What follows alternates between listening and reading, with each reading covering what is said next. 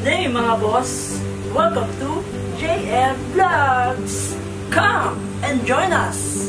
Please like, share, and subscribe and hit the bell for you to be notified.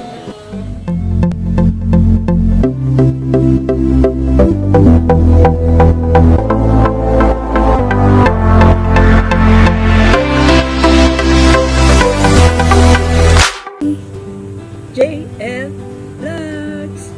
Hello mga boss!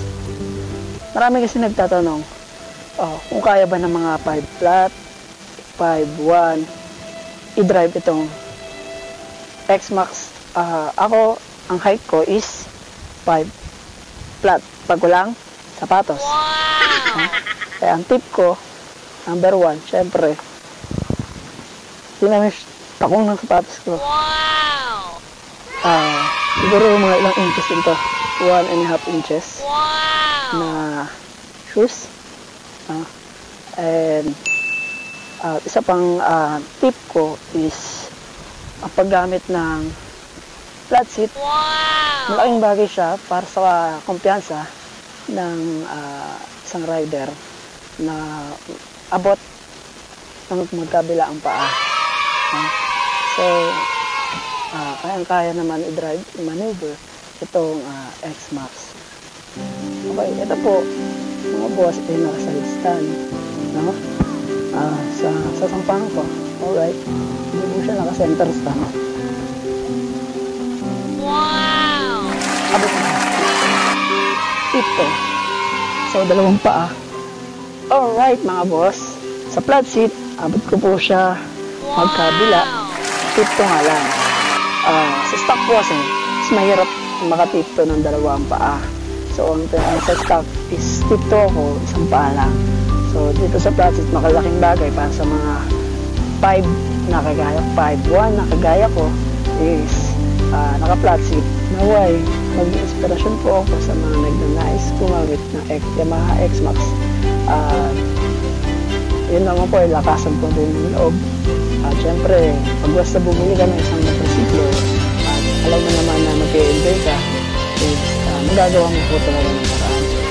Maraming paraan ang mga ginagawa nila, like papabawas ng upuan, stock. Kaya lang sa stock po kasi pag natabasan ng upuan is nawawala yung comfort niya. At yung iba naman po is nagpapalagay ng lowering seat sa shock, which is hindi po advisable yun dahil gawa po yung pinagkakabitan niya sa isang nipis lang alloy po. Ang tendency is nagkakakrack po yung pinagkakabitan nito. Yun lang po, ang akin lamang po sapatos at upuan. Yun lamang po ang tip ko, and then diskarte na po sa mindset ng paglapag. For any suggestion po, baka mapagbigyan po. Alright, ito naman ang technique namin sa pagsakay with my LVR sa sa mga nag-iingat. Ginagawa namin, unang-una, di ba tama? Ang unang-una ginagawa namin, yung backride ko muna sasakay. Yan.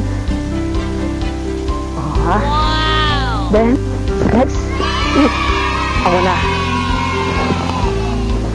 Then, syempre, kung hindi ka man nag-gym, magagamit mo yung gym. Hindi ka ng tungkol tayo na pa. Yun. Then, blast! Alright. See you mga boss sa next topic natin. God bless us all.